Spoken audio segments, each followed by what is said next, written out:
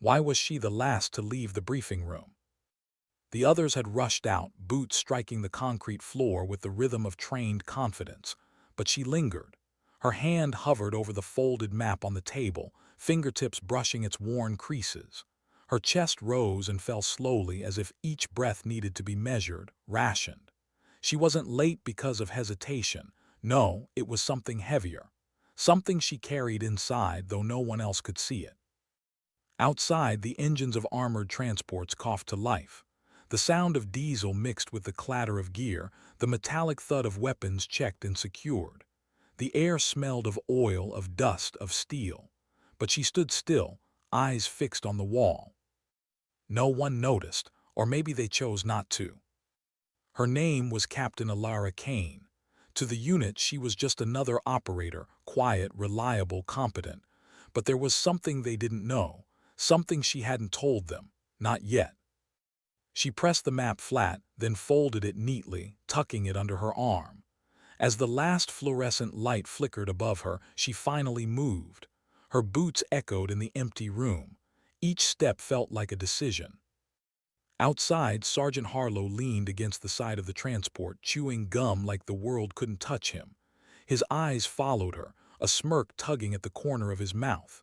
He didn't speak, but his look said enough. Always the last one out, Kane. She gave the smallest nod, climbed inside, and sat down. The ride was rough.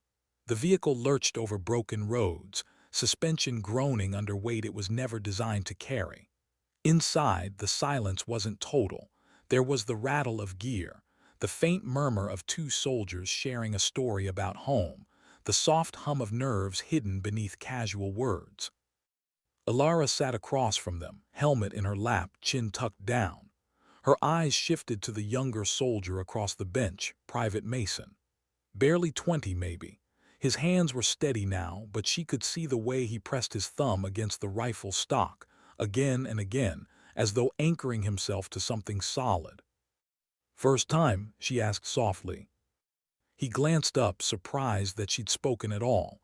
He nodded, then tried to hide it with a shrug.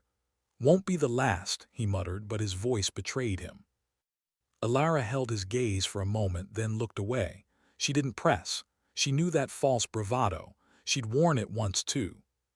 The transport jolted, throwing everyone forward. A curse slipped from one of the men, followed by nervous laughter. No one spoke much after that. The weight of what waited ahead settled in. By the time they arrived, the sun was bleeding into the horizon, casting long shadows over the ruined village. Half-collapsed walls, shattered windows, the skeletons of homes. A place that had once held laughter, now silent. Elara stepped out, the dry earth crunching beneath her boots. The air carried the faint smell of smoke, long cooled but never gone. She scanned the rooftops, the alleys, the open spaces. She wasn't looking for enemies. Not yet. She was looking for ghosts. Her team spread out, moving with cautious precision. Orders were given in hand signals, voices low, movements deliberate. To anyone else, it would look like just another mission. But Elara's chest was tight, her throat dry. Because she'd been here before. Not this village, not these walls, but somewhere too much like it. Years ago, another team, another life. And that time she hadn't walked out with everyone. A voice snapped her back. "Kane," Harlow called, motioning her forward. She adjusted her grip on her rifle and moved, sliding into formation. They reached the central square, if it could still be called that. A fountain stood cracked in the middle, dry and broken, graffiti scrawled across stone. And it was there that the silence was broken. A sound, metal striking metal, small, subtle, but to her ears unmistakable. She froze. Her breath caught, her instincts sharpened. "Wait," she whispered, but it was too late. The world erupted. A blast tore through the far wall, dust and debris exploding outward. The shockwave punched the square, echoing in her chest. Grenades. Walls crumbled, shouts filled the air. Mason's cry pierced through, raw and terrified. Elara dropped low, pressed against a slab of fallen concrete. Her ears rang, vision blurred, but her heart was steady. because she knew this feeling. She lived it before. She drew in a breath, slow and deliberate, and felt it again, the fire. That unyielding, silent fire that no explosion could extinguish. It burned in her chest, not as rage, not as panic, but as something deeper. Resolve. She pulled Mason by his vest, dragging him into cover. He coughed, eyes wide with fear, dust streaking his face. I didn't see," he stammered. "No one did," Elara said, her voice low but firm. Her hand squeezed his shoulder, grounding him. "Breathe, you're still here, that's what matters." Another explosion rattled the ground. Shards of stone hissed through the air, cutting into flesh and fabric. One of the men cried out, Corporal Diaz, clutching his arm as blood seeped between his fingers. Elara's mind worked quickly. Not just survival, placement, angles, patterns. She studied this kind of ambush before, and she knew what it meant. They weren't just trying to kill them. They were trying to scare them, break them, force them to scatter. She refused. Crouching low, she motioned Harlow over. His usual grin was gone, replaced with the sharpness of command. "They've got us boxed in," he muttered. "Then we don't give them the satisfaction," she replied. Harlow looked at her, eyes narrowing for a fraction of a second. Then he nodded. Orders rippled through the team. They regrouped, pulling Diaz back, forming a tighter perimeter. Dust swirled through the air like smoke, settling in their lungs. For a moment, time stretched thin. In the haze, Elara caught sight of Mason again. His rifle shook in his hands. He was staring at the crumbled edge of the square where shadows moved too quick, too precise. She touched his arm, steadying him. "Not yet," she whispered. "Wait for the shape, not the shadow."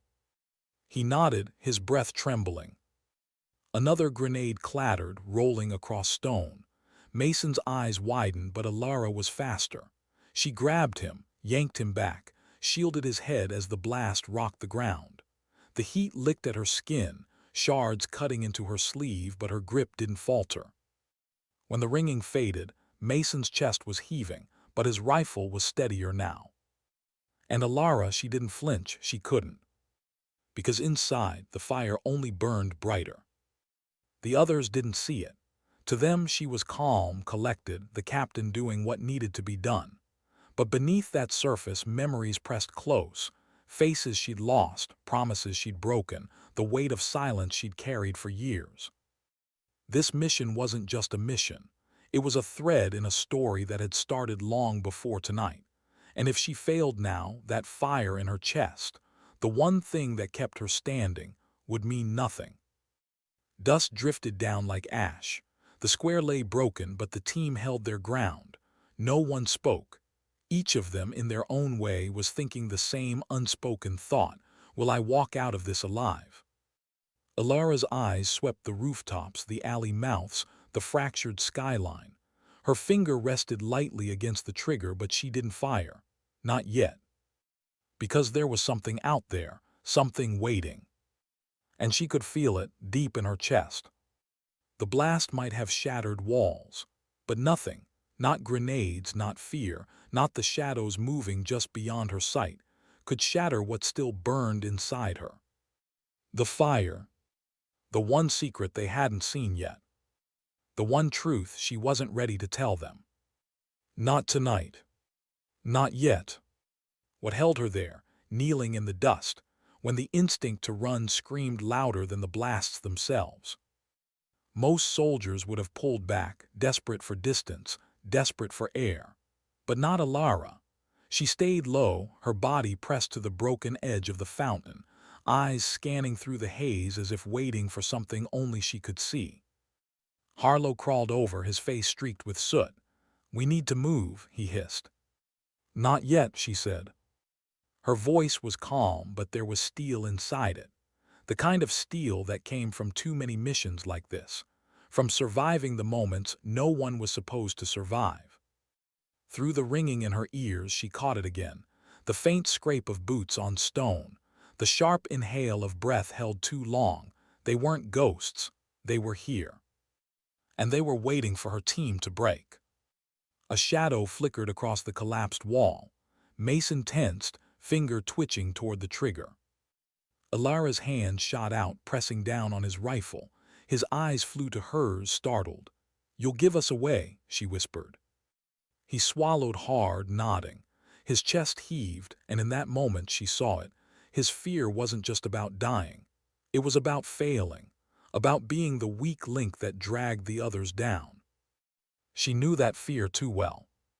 "Listen to me," she murmured, her eyes never leaving the rubble. "Fear doesn't mean you're broken, it means you're awake. Use it." His lips parted, but no words came. Just the faintest nod, as if those words had cracked something open inside him. A whistle cut the air, sharp, high, and then silence. Her blood ran cold. "They're signaling," she breathed. Harlow cursed under his breath. "So what's the play, Captain?" For a moment she didn't answer. Her mind wasn't in the square anymore. It was miles away, years back, in another ambush that had gone wrong. She could still hear the chaos, the screams, the way the ground had opened up beneath her as men she trusted were swallowed by fire and steel. And the letter, the one she had written before that mission, the one folded in her locker, words she prayed no one would ever have to read. But someone had. The memory tightened her chest. She forced herself to breathe. Not now. She couldn't drown in the past now. She turned to Harlow. "We hold. We make them show themselves first." His jaw clenched, but he nodded. He trusted her, even when she gave no explanation. Maybe especially then.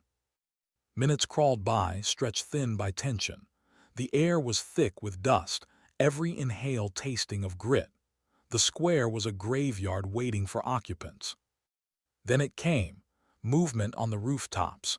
A figure leaning just a little too far over, thinking the haze would conceal them. Elara's rifle was up before Harlow even blinked. A sharp exhale, a steady squeeze. The figure dropped. The silence shattered. Muzzle flashes bloomed in the dark like deadly fireworks. Bullets chipped stone, sparked against metal, tore through the air with a scream. The team returned fire, bursts controlled, every man and woman anchoring themselves against the tide. Diaz, wounded but defiant, propped his injured arm against the fountain edge and kept firing with the other. Elara's voice cut through the chaos like a blade. "Keep low, watch your sectors." Her words steadied them. Even Mason, who had nearly cracked minutes ago, now moved with purpose. His shots were careful, deliberate. He was listening. But the enemy wasn't retreating. They were probing, testing, forcing pressure. And Elara knew what that meant. This wasn't a hit and run. This was a trap. A bullet tore past her, so close she felt the air split against her cheek. She pressed lower, heart pounding, yet her mind was cold, clear. She could almost feel the map in her hand again, the layout burned into her memory. There was only one way this made sense. "They're hurting us," she whispered. Harlow's head snapped toward her. "What?" "They want us to move east, into the alley," she pointed, eyes narrowing. "They've set it up, kill zone." "Then where do we go?" She paused, her breath caught between options. To retreat was to admit defeat. To press forward was to risk everything. And then, like a cruel echo, her past rose again. "You're the one who leads them in, and if they die, their blood is on your hands." The words weren't real, not anymore. Just the ghost of a commander who had spat them at her once after everything had gone wrong, but they still burned.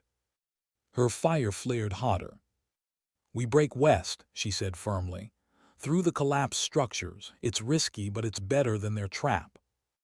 Harlow hesitated, but her eyes, unyielding, fierce, convinced him. He relayed the order. The team shifted, moving as one.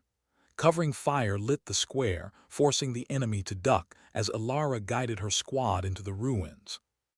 The walls closed in, fractured stone pressing tight around them. Every footstep crunched glass, every breath echoed too loud. But they were moving. They were alive. For now. Mason stuck close to her, his eyes darting everywhere. At one point he whispered, "Why do you always know before it happens?" She didn't answer right away. She didn't want to. Because the truth was, she didn't always know. She just couldn't afford to be wrong again. Finally, she said, because someone has to. It silenced him, though she could feel the weight of his unspoken questions pressing in the dark. They reached the edge of the ruins, emerging into a narrow courtyard littered with burned-out vehicles. The moon slipped free of the clouds, silver light spilling across twisted metal and shattered glass. For a moment there was calm, too much calm. Diaz leaned against a wall, clutching his bleeding arm. "I've had better days," he muttered, a weak grin on his face. Harlow checked their perimeter. "We can't stay here, they'll circle." Elara scanned the horizon. Her pulse steadied, her thoughts aligning. Every choice now would ripple outward, deciding who lived, who didn't. And all the while, the fire burned in her chest. It wasn't courage, not really. It wasn't anger either. It was something deeper, a refusal, a vow made long ago over the graves of those she couldn't save. Grenades could shatter walls, bullets could tear flesh, but nothing would shatter that vow. Mason's voice broke the silence. "Captain, why do you keep fighting?" The question hung there, heavy, raw. Her throat tightened. She looked at him, at the boy trying to be a soldier, and for a heartbeat she wanted to tell him everything. About the letter, about the names that haunted her dreams, about the fire that had kept her alive when she wanted to quit. But she didn't, not yet. Instead, she said, "Because stopping is worse."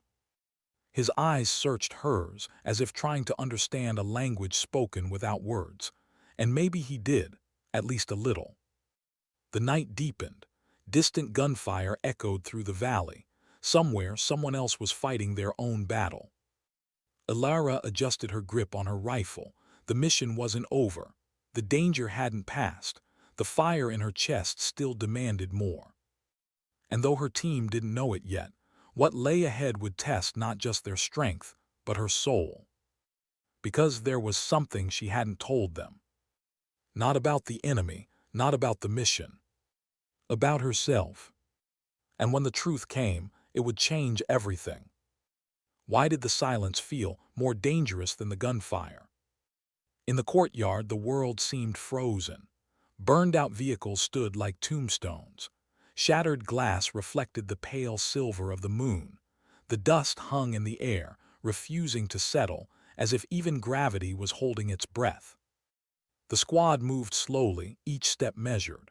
Boots brushed against gravel, rifles scanned shadows, eyes darted between windows that gaped like hollow sockets. Every soldier felt it, that heavy, pressing tension. The kind that made men pray even when they claimed they didn't believe. Elara felt it too, but for her, silence was familiar. She lived inside silence before. In the nights when letters lay half-written on her desk, never sent. In the years when grief hollowed her voice until it was easier not to speak at all. Silence was where her fire had been born. Still, tonight's silence carried something else, a warning. Harlow crouched near the shell of a truck, scanning the rooftops. "They're repositioning," he muttered. "We've got minutes, maybe less." "Then we don't waste them," Elara replied. She moved to Diaz, who leaned back against the wall, sweat shining on his skin. Blood soaked the bandage tied hastily around his arm. He gave her a weak grin. "I'm fine, Captain, just a scratch." She knelt, checking the wound herself. The shrapnel had torn deep, ragged edges glistening dark. Not fatal, not yet. But if they didn't stabilize him soon, infection would do what bullets couldn't. "You'll live," she said, but her voice was softer than her words. Diaz chuckled, though it cracked in his throat. "Always liked your optimism." She met his eyes, holding them a beat longer than necessary. Because she remembered another man once, grinning through pain, assuring her he'd make it back. He hadn't. The fire in her chest flared again. She stood. "We move west, no delays." The squad gathered, tight and quiet. Mason hovered near her side, as if tethered. His face was pale beneath the grime, but his rifle no longer shook. He'd been close to breaking earlier, but now he clung to her steadiness like it was the only thing holding him upright. She didn't push him away. As they moved, weaving between ruins, her mind replayed his question from before. Why do you keep fighting? She hadn't told him the truth, that it wasn't about duty or medals or orders. It was about one name, one face, the person she had lost because of a choice she had made, and the vow she'd carved into herself after. Grenades had taken walls, bodies, lives, but not the fire she carried. The fire that told her every mission, every risk, was another chance to make sure no one else paid the price she couldn't erase. They reached a narrow passage hemmed in by stone. The night pressed closer, suffocating. Elara signaled for silence, raising her fist. The squad froze. There, just at the edge of hearing, a scrape, a breath. Her instincts screamed. Down, she hissed. The alley erupted. Bullets ripped through the walls, sparks flaring as stone chipped away. Mason Dove, Diaz grunted. Harlow cursed as shards sliced across his cheek. Elara was already moving, dragging Mason into cover again. He looked at her with wide eyes, but this time he didn't freeze.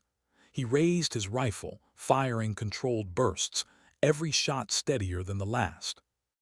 Harlow pressed against the opposite wall, spitting grit from his mouth. They're dogging us, don't want to let us go. They won't, Elara said. Her voice was calm, too calm, the kind of calm that scared men more than shouting. She shifted, eyes sweeping the shadows. The enemy was disciplined, too disciplined. Not reckless insurgents, not random fighters. Whoever they were, they knew how to push, how to bleed a squad slowly, how to trap prey without rushing the kill. That meant something bigger was at play. And it meant her fire wasn't enough, not alone. Mason, she snapped. He jerked his head toward her. See the window 2 stories up, she pointed. He followed her hand. A faint muzzle flash winked there, barely visible. Take it. His breath hitched. She saw his hesitation, the fear of missing, of failing, of drawing fire. Her voice softened. Trust your training, trust yourself. He swallowed, nodded once, and steadied his aim. His finger tightened and the flash disappeared. For a moment his face changed. Not fear, not bravado, something in between, pride maybe, relief. Elara gave a quick nod. Good. He didn't need more, not now. The gunfire slowed, thinning into sporadic bursts. The enemy was shifting again, patient, methodical, waiting for their squad to bleed out piece by piece. Harlow slid closer, his voice low. They're not just here for us. This feels like a setup for something bigger. Elara's jaw tightened. She knew he was right. The way they moved, the timing, the discipline, it was too deliberate. But she didn't say it aloud, not yet. Because she also knew something else, something she hadn't told any of them. This mission wasn't supposed to be simple. The objective wasn't just reconnaissance. It was about information, and she was the only one who knew exactly what they were here to find. And why it mattered. The fire in her chest twisted. It wasn't just duty. It wasn't even redemption. It was something personal. She motioned the squad forward again. One alley at a time, one breath at a time, they pressed deeper into the ruins. The city felt endless, like a maze designed to consume them. Every wall carried scars of old battles. Every doorway whispered of lives interrupted. And beneath it all, the silence pressed heavier. Mason broke it quietly. Captain, you ever scared? The question wasn't meant for anyone else, just for her. Her steps slowed. She glanced at him, at the earnest fear in his voice. Yes, she said, simply, truthfully. His brows lifted, surprised by her honesty. But being scared isn't the enemy, she continued. It's letting fear decide for you. That's what gets people killed. He nodded, the words sinking in. And though she didn't show it, those words weren't just for him. They were for her too. Because years ago, fear had made her hesitate. Just once, and it had cost a life she could never repay. The fire in her chest had been burning ever since. A crack of distant gunfire yanked her back. The squad froze, eyes snapping to the source, but it wasn't directed at them. It was further ahead, beyond the ruins, echoing through the valley. Another fight, another team. Elara's stomach sank because she realized what it meant. They weren't alone in this mission. And if the enemy was this coordinated, then someone else out there was already walking into a trap. She exhaled slowly. Her squad was tired, wounded, cornered in a labyrinth of broken stone, but she knew what the fire demanded. They couldn't stop, because stopping was worse. And deep down, she knew the hardest truth of all. This mission would demand more from her than she'd ever given. And when it did, her silence, her secret, would finally break. Why did the silence feel heavier than the blast that had just shaken the ground? The dust still hung in the corridor, a fine haze turning every beam of light into a muted blade. She pressed her shoulder to the broken wall, breathing shallow, waiting for her hearing to return. Somewhere behind her, a teammate coughed. Somewhere ahead, she could feel movement, faint but there. Her rifle was steady, her pulse was. The mission wasn't supposed to be like this. The intel had promised a clean entry, a hidden route and quick extraction. Yet every wall they passed seemed to bleed history, scars from previous fights, forgotten lives carved into the stone. She thought of the letter folded inside her vest, the one no one knew about, the words waiting for someone else to read if she didn't make it out. She had written it quietly, hours before they boarded, not knowing if it was a precaution or a confession. Now, with each echo of boots against fractured floors, the words burned inside her chest, pressing harder than the armor strapped around her ribs. "Clear left," Martinez whispered, his voice almost swallowed by the dust. She raised her hand, signaling. They moved, step by step, breath by breath. But inside, her thoughts weren't moving in order. They scattered, her father's voice, the training yard, the silence of her small apartment back home, and beneath it all, the image of a single person she had never said goodbye to properly. Maybe she never would. She wondered if they'd ever read that letter. Another doorway loomed. She pushed forward, senses sharp. Every creak of stone, every distant hum of electricity, even the faint crackle of her radio. It all folded into a rhythm that felt too deliberate, too staged, as if the building itself was holding its breath. They stacked against the frame. She felt her teammate's hand tap her shoulder, ready. She inhaled, counted, then swung inside. Empty, but not silent. There was a resonance in the room, as if someone had been there seconds before. Papers shifted faintly in the air, disturbed by their entry. A chair still spun with the ghost of movement, and on the table maps. Her eyes caught one detail just for an instant.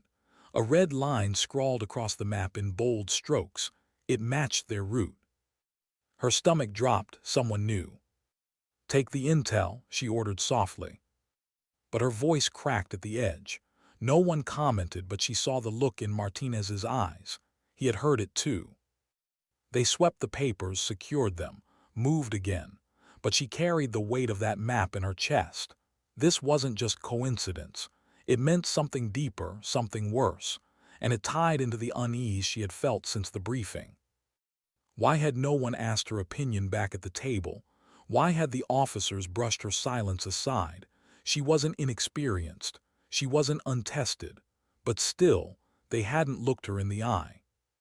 And now here she was, following a route that someone had already drawn, a path that might not lead them out alive. Her boots dragged through fragments of plaster, crunching under each step. Her hands tightened around her rifle. For a moment, she wanted to speak up, to tell them everything, the letter, the suspicion, the dread that gnawed at her ribs. But she didn't. Because leadership wasn't about confessing fear. It was about holding it, carrying it so others didn't have to. She moved. The corridor narrowed, turning darker, the flicker of overhead lights failing one by one. Shadows grew thicker. The silence pressed harder, and with every step, her inner voice repeated the same question. What if they already know we're here? A thud quick hollow above them. The squad froze, weapons angled upward, but nothing followed, only silence again.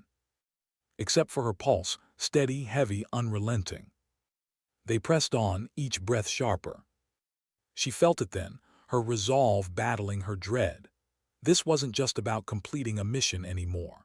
It was about proving something deeper, that the fire inside her wasn't breakable, that even when walls collapsed, even when grenades shattered stone, something in her chest would remain unyielding. But was that belief enough to bring them home? She thought of Daniels, the youngest on the squad. He had joined barely a year ago, still carried a photo of his sister in his pocket, folded so many times the edges had frayed. Earlier, before they breached, he had whispered something she hadn't answered. "Do you think we'll actually make it?" She hadn't answered because the truth had weighed too much. Now, in this corridor, she wished she had said something, anything. The silence broke with a sound she knew too well. The faint metallic scrape of a safety pin pulled free. "Down," she shouted. The blast came sharp, blinding. Heat and dust swallowed the air. She hit the floor, ears ringing. A wall crumbled inches away, stones raining down. Voices shouted, muffled. When the haze thinned, she turned. Daniels was on the ground, blood on his sleeve, eyes wide with shock. She crawled to him, pulled his arm up, checked the wound. Shallow, painful but survivable. He met her eyes, lips trembling. "Why didn't you answer me?" he whispered, voice fragile. Her throat closed. She pressed his sleeve tight, forcing herself steady. Because sometimes survival isn't a promise, it's a choice. And right now you're choosing to fight. His eyes locked on hers. Slowly he nodded. The team regrouped, breaths shallow, faces pale but alive. She scanned the broken walls, her ears still ringing. The blast hadn't been meant to kill them. Not fully. It had been meant to stall them. To remind them they were being watched. And in that reminder, a question grew darker in her mind. Who had betrayed their route? What happens to trust when silence grows louder than orders? She kept asking herself that as the squad pushed through the fractured building, each step crunching glass and stone underfoot.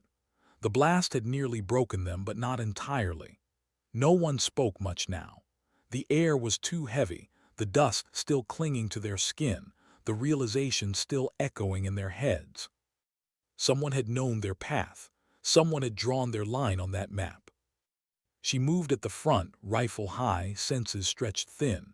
Every sound seemed sharper, every shadow thicker. But inside, her thoughts weren't about angles or corners. They were about the letter tucked into her vest. If she didn't make it out, someone would read it. Someone would learn the words she couldn't say aloud, the truths she hadn't spoken even to herself. Maybe that was what terrified her most. Not the mission, not the traps, but the idea of someone finally hearing her voice when she wasn't there to defend it. Captain Martinez whispered behind her, "You saw that map, right?" She hesitated before answering. Her throat was dry. "Yeah." "You think it was leaked?" Her jaw tightened. "I think someone wants us to question everything." And that was the truth, or at least the part she was willing to admit. Because the darker thought, the one gnawing at her ribs, was that someone on the inside had written them off long before they left base. They pushed deeper. The building opened into a wide hall, its ceiling cracked, beams hanging like broken ribs. Faded banners still clung to the walls, remnants of something that once mattered to people who no longer lived here. History lingered in every corner, ghosts in the dust. Daniel stumbled slightly, his wounded arm stiff but manageable. She steadied him with a quick grip. He didn't look at her, not fully, but his silence carried the weight of the question he had asked earlier, the one she hadn't answered until the grenade had forced it out of her. "Do you think we'll make it?" And the truth was, she didn't know. They reached a staircase, half-collapsed, metal twisted from years of neglect. She went first, testing each step. The groan of steel echoed through the hall. Every vibration felt like a beacon announcing their presence. Halfway up she paused. Something felt off, too still, too staged. "Hold," she whispered. The squad froze. She tilted her head, listening. The air itself seemed to pulse with tension. Then she caught it, the faintest shuffle of feet above. Not one, several. They weren't alone. Her grip tightened. The fire in her chest burned hotter, steadier. She looked back at her team. Martinez's eyes sharp but anxious. Daniel's pale, clutching his sleeve but still standing. Ray's lips pressed tight, as if holding back the flood of prayers he hadn't said aloud in years. She raised her hand, signaled quietly. "Shift formation, watch the angles." The choice pressed on her shoulders. Engage now, risk chaos in the narrow staircase. Or wait, push higher and risk walking straight into a trap. Her chest ached, not from the weight of armor, but from the memory of her letter, the line she had written in haste, her handwriting jagged. "If I fail, let it not be for silence." So she wasn't silent. "Martinez," she whispered, steady now. "Flashbang, upper landing." He nodded, pulled the pin through. The explosion cracked, sharp white light searing the shadows. Shouts followed. Movement. She surged forward, her team behind her, rifles snapping up. The landing became a storm of sound, boots, echoes, shouts in a language she didn't fully know but understood well enough. Commands. Panic. She pressed forward, firing controlled bursts. Martinez at her flank, Daniels bracing himself despite his wound. Ray's covering the rear. Seconds stretched long, her breaths came short, but then silence again, bodies slumped, weapons scattered. She stood, chest heaving, scanning the landing. The fire inside her hadn't dimmed. It had grown sharper. Martinez broke the quiet. "That wasn't random." She nodded. They were waiting. Daniels leaned against the wall, pale but alive. "How could they know exactly where we'd be?" No one answered, because they all knew the truth, but none wanted to say it. Someone had betrayed them. And in that unspoken truth, the silence returned heavier than before. They moved on, room to room, hall to hall, each step fueled less by orders and more by instinct. The building felt endless, a labyrinth of stone and shadow, but inside her mind was louder than the halls. She thought of home, the empty chair at her kitchen table, the phone calls never returned, the one picture she kept tucked away in her drawer, face fatting from years of avoidance.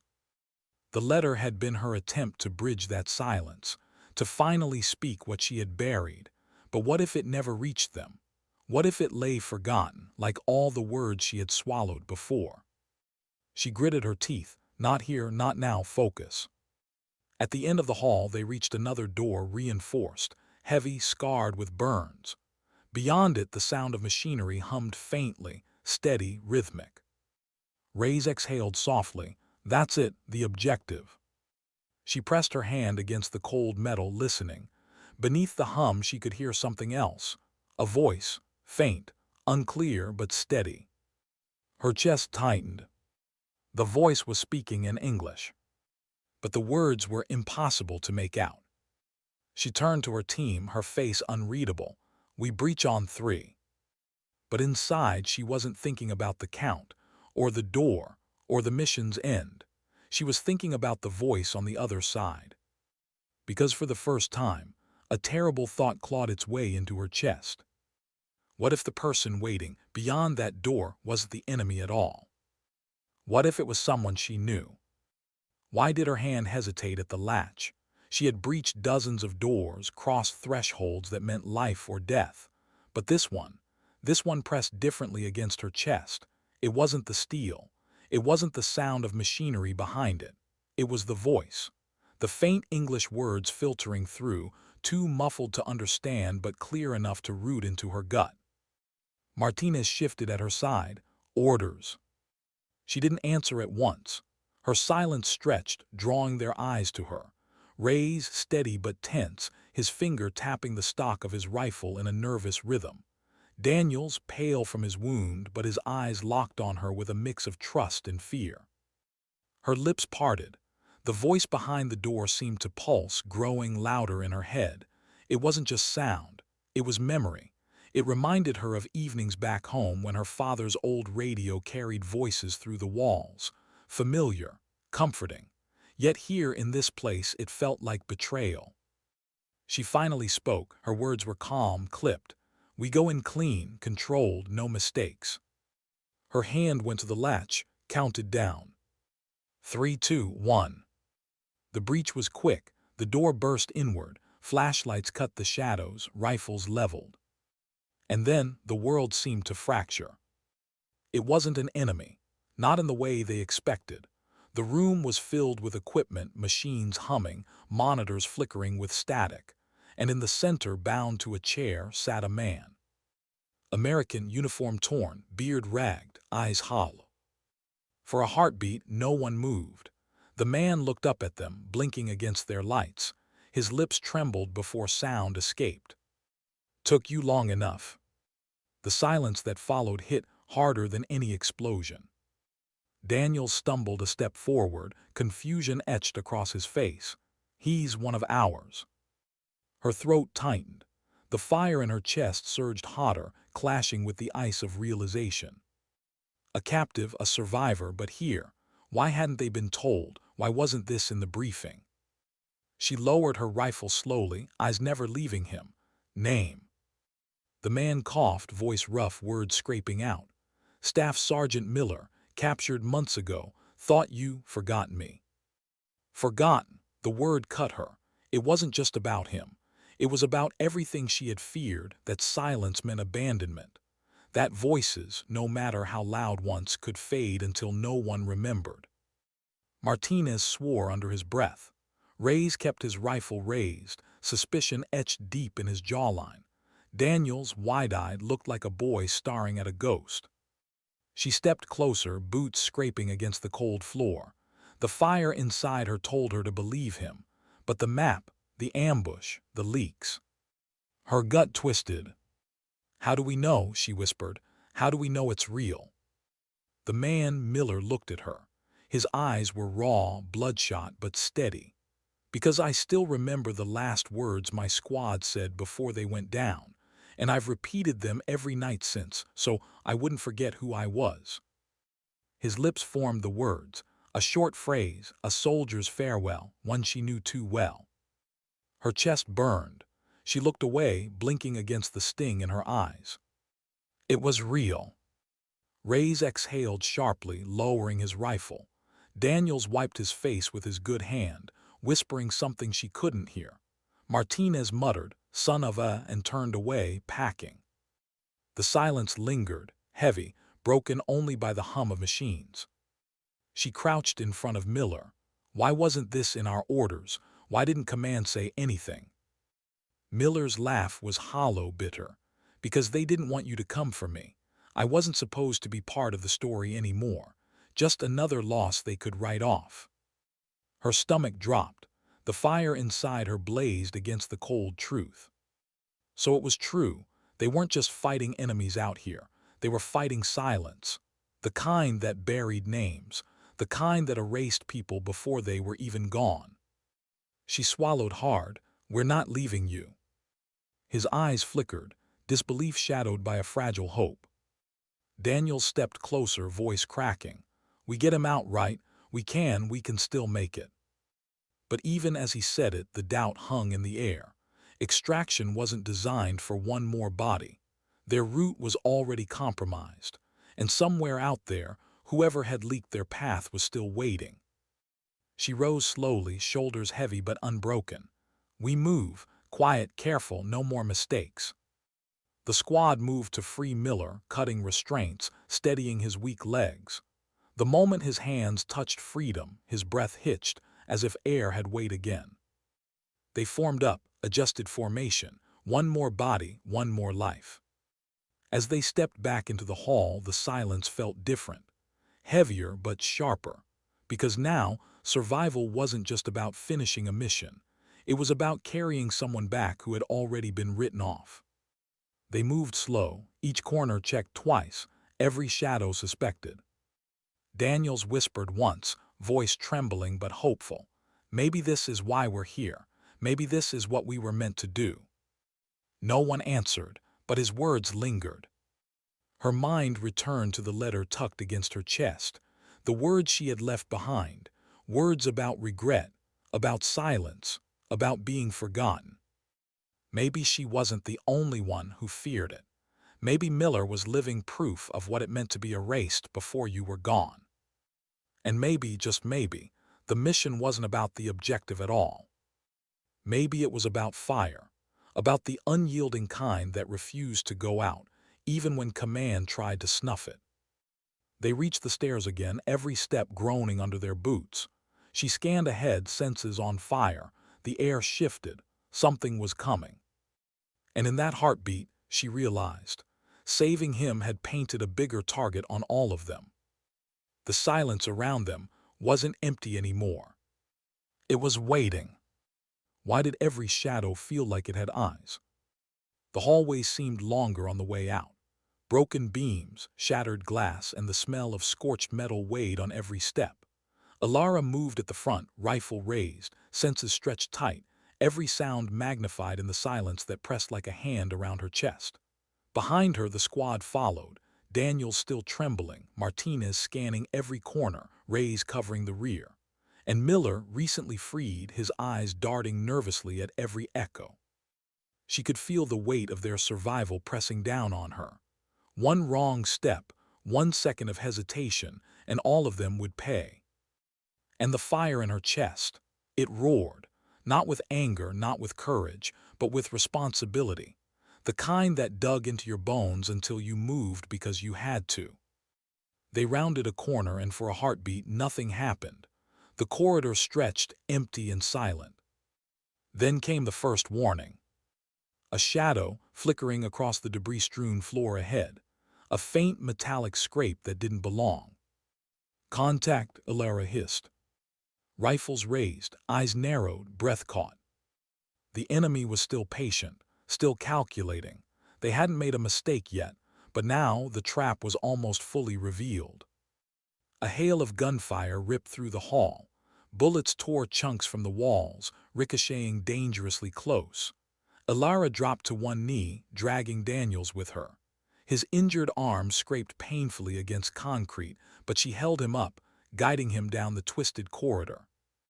Martinez and Reyes returned fire, covering their retreat.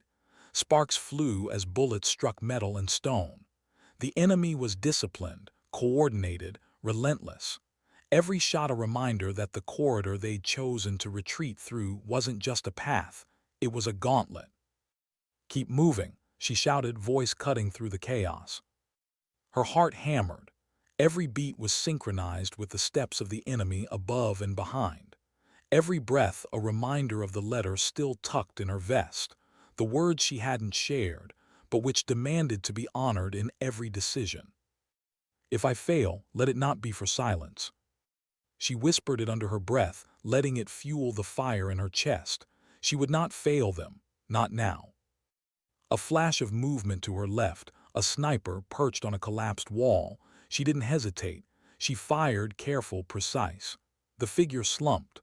For a second she felt a grim satisfaction. Then the chaos surged again. Miller grunted as he stumbled over rubble, his legs weak from months of captivity. She reached out, steadying him. "You're stronger than you think," she said, not to reassure him, though it did, but to remind herself that she had survived similar moments before.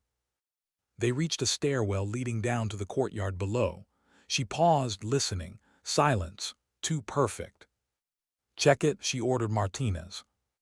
He nodded, moving ahead with Reyes covering. The stairwell was empty. The exit from the building loomed, open to the moonlight beyond. But she knew the trap wasn't over.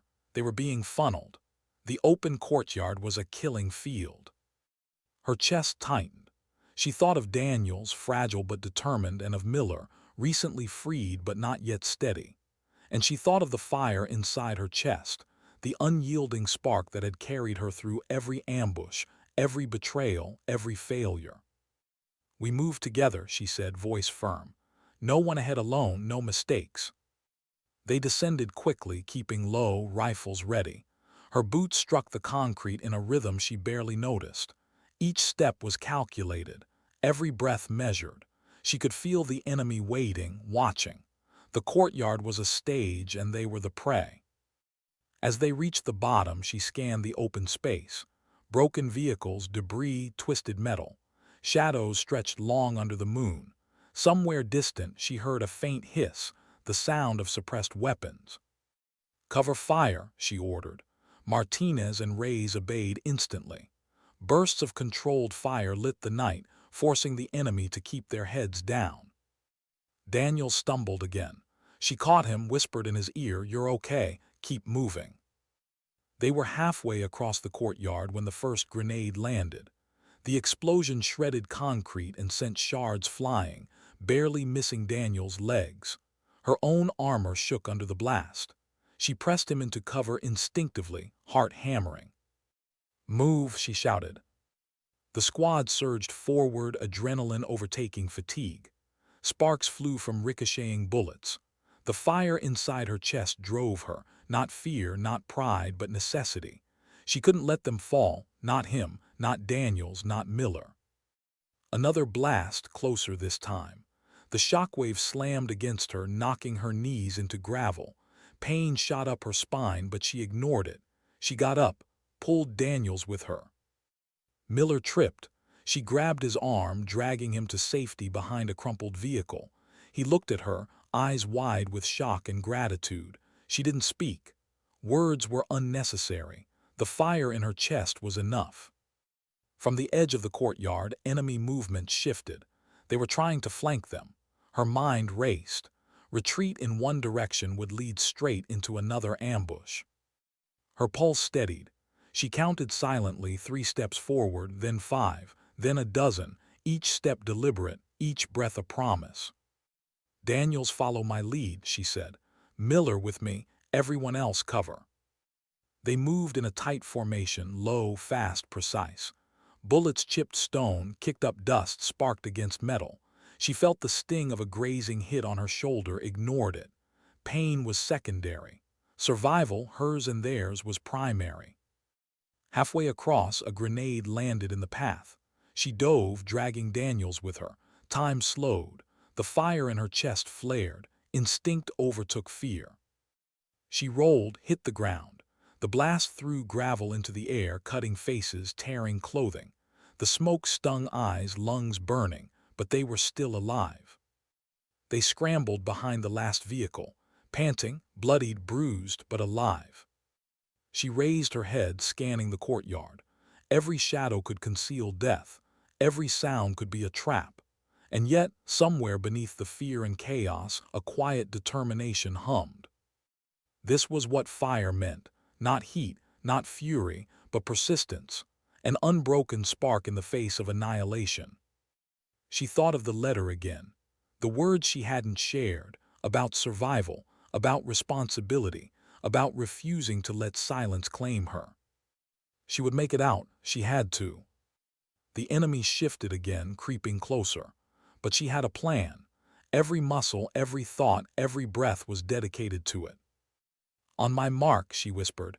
"We push through, no hesitation."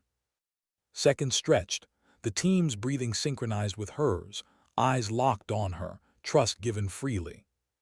She exhaled, the fire in her chest roared. "Go!" They surged, every step measured, every shot controlled. The courtyard became a storm of motion and sound. Sparks flew, gravel sprayed, shadows twisted. The enemy opened fire, but she didn't falter. Daniels followed, Miller staggered, but she kept them upright. Martinez and Reyes covered relentlessly. By sheer force of will, training, and the fire inside her, they made it to the far edge of the courtyard. The trap had been neutralized, not by luck, but by resolve, by leadership, by the refusal to let fear dictate the outcome. They collapsed behind cover, gasping. Blood-streaked faces, arms aching, shoulders bruised. Yet no one spoke immediately. Not needed. Their survival was affirmation enough. Elara lowered her rifle slowly, chest heaving. The fire in her chest hadn't dimmed. It had sharpened. Daniels looked at her, pale but alive. We made it," he whispered. She shook her head, exhausted but unyielding. "Not yet, but we're closer." Miller exhaled sharply, relief breaking through his hollow gaze. "Captain, I—" She shook her head again. "Not yet. Words could wait. Survival couldn't." She surveyed the team, silent, alive, breathing. The courtyard behind them was littered with remnants of the ambush, but ahead was the extraction point, the promise of getting out. Her mind flicked to the letter one last time. If I fail, let it not be for silence. No, she would not fail, not now, not when fire burned this fierce inside her. Why did the night feel quieter after the chaos? The courtyard was behind them now. Broken stone, shattered metal, and echoes of gunfire lingered in the cold air, but the squad moved forward, silent but alive. Every step toward the extraction point carried weight, not just the weight of gear or fatigue or dust-laden uniforms, but the weight of what they'd survived and what they had yet to confront within themselves. Elara led, shoulders squared, eyes forward. Her fire burned still, fierce and unyielding, but now tempered with exhaustion. Every heartbeat seemed to echo the losses they'd skirted, the lives they had saved, and the ghosts they had carried here and beyond. Miller stumbled slightly beside her, his legs weak but determined. She steadied him with a hand at his elbow. "You're stronger than you think," she whispered, repeating the mantra that had carried her through every ambush, every fire, every wall of fear. He nodded, grimacing in pain, but alive. That alone justified the fire she carried, the unrelenting, invisible flame that had pushed her through every second she feared she might falter. Daniels lagged just a step behind, breathing hard, clutching his bandaged arm. He looked around, eyes wide at the destruction and then back at her. "Captain, did we make it?" Her lips pressed into a tight line. "Almost," she said, voice low, careful. Almost was all they had earned. Almost was all that separated them from another test of fire. The extraction point was a half-destroyed courtyard, open to the cold night sky. A helicopter silhouette loomed faintly, blades already turning against the wind. The sound was distant, a heartbeat against the chaos that still echoed in her ears. She signaled the squad to fan out, covering each other as they approached. Every step was calculated, every glance measured. The enemy wasn't far. They had been relentless, calculated, patient. But now the tide had shifted. They were on the edge of survival. A final hail of gunfire erupted from a distant corner, sharp and precise. Sparks flew as bullets tore through debris.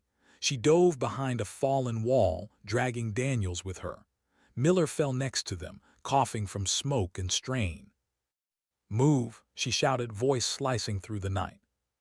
The squad surged. Martinez and Reyes provided cover, suppressing enemy fire. Every second was a gamble, every breath a negotiation with fate. They reached the open ground beneath the helicopter. The wind whipped around them, mixing the metallic scent of blood with dust and ash. Elara scanned the horizon. Enemy positions flared in the faint moonlight. She could feel their eyes on the squad, waiting for one slip, one falter, one human mistake. Her hands tightened around her rifle. The fire in her chest roared, fierce, immovable. "Go," she commanded. They sprinted, boots pounding, hearts synchronized in determination. Bullets whined past, tearing through metal, stone, and air. Sparks erupted as shells hit debris, sending shards skittering across the ground. Daniels stumbled but caught her hand. She pulled him upright, never slowing. Miller faltered, but she steadied him, whispering, "Almost there. Hold on." The helicopter drew closer, the thrum of its blades a drumbeat of hope. Extraction was near, but so was danger. Every step forward was against time, against the enemy, against the cold reality of mortality. They reached the landing zone. The pilot's voice crackled over the comms. "Go, get in, we're picking up now." They climbed aboard, Daniels first, then Miller, then the others. Elara followed last, scanning the courtyard one final time. The fire in her chest didn't dim. It burned steady, It burned with purpose. It burned for every step that had carried them here alive. The helicopter lifted, skimming over the battlefield. Dust and debris whipped beneath the rotor wash. She looked down at the ruins below. The destruction, the chaos, the lives etched into stone. She felt the weight of every moment, every decision, every silent vow she had carried in her chest. Her mind flicked to the letter tucked against her armor. The words she had written in quiet desperation, her unspoken confessions, the truths she hadn't shared. She reached inside, fingers brushing the folded paper. It hadn't been read. Not yet. But it didn't matter. The letter had been a vessel for her fire, a symbol of her refusal to be silent. A reminder that even in the face of walls shattering, grenades exploding, and lives dangling on a razor's edge, some flames could never be extinguished. Daniels looked at her, eyes wide. "Captain, you were amazing." She shook her head softly, chest tight. "Not amazing, just determined." Miller, finally seated and supported by the others, managed a weak smile. "You carried us." She let them speak their gratitude. She didn't need to claim it. The fire in her chest was enough acknowledgement.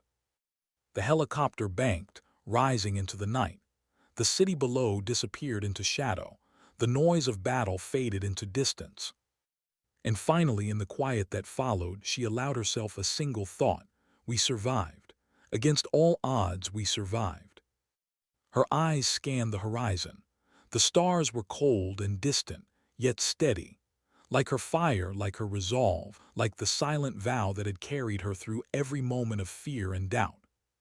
She thought of the lives she had saved tonight, of the team she had led, bruised but unbroken, of the man who had been abandoned and now survived because of their relentless march through chaos. And she realized something profound. Sometimes survival wasn't about glory. It wasn't about orders, medals, or recognition. Sometimes survival was a quiet act of defiance, a refusal to let fear dictate the outcome, a fire that burned within, unseen, unyielding, unstoppable. Her hands rested on the railing, eyes closing briefly. She could feel the exhaustion pressing on her shoulders. Pain and fatigue, the cumulative weight of months, years even. And yet the fire remained. The squad shifted beside her, catching their breath. Martinez wiped soot and blood from his face, whispering a prayer he hadn't said aloud in weeks. Daniels rested, pale but steady, finally allowing himself a moment to process the ordeal. Miller sat silent, lost in thoughts of survival and the cruel passage of months. Elara's thoughts drifted to the letter again. She unfolded it slowly. Words written in quiet desperation, in hope and fear, in grief and determination. It was a piece of herself she had kept hidden, a reminder that even when walls shatter and silence looms, fire persists. She smiled faintly, not because the letter would be read, not because it mattered to anyone else, but because it had kept her moving. It had been a companion through fear, a guide through chaos, a testament to the unyielding strength she carried inside.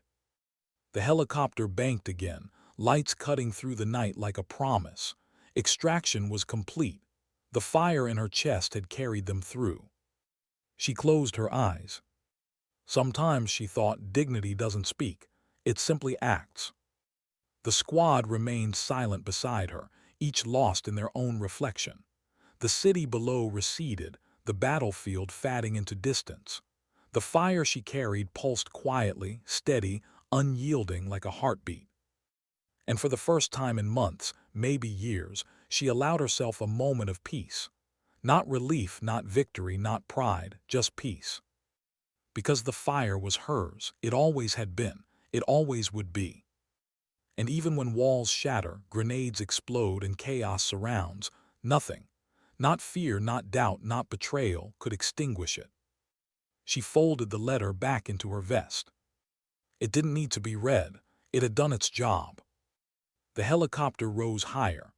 The night stretched endlessly above them. Stars glittered, indifferent yet constant. She watched them quietly, letting the wind whip past, letting the fire settle into something calmer, something steady, something eternal. Sometimes, she thought, fire doesn't roar. Sometimes it burns quietly, persistent, determined, unyielding. And she knew she would carry it wherever she went. Even when the world tried to break her.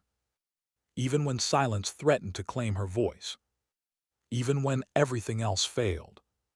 Her fire would remain. And in that quiet certainty, she found the last thing she needed: hope. Not the loud, boisterous kind. Not the fragile, fleeting kind. But the kind born from survival, from struggle, from refusal to surrender to chaos. It was quiet, but it burned brighter than anything she had ever known. And for now, that was enough.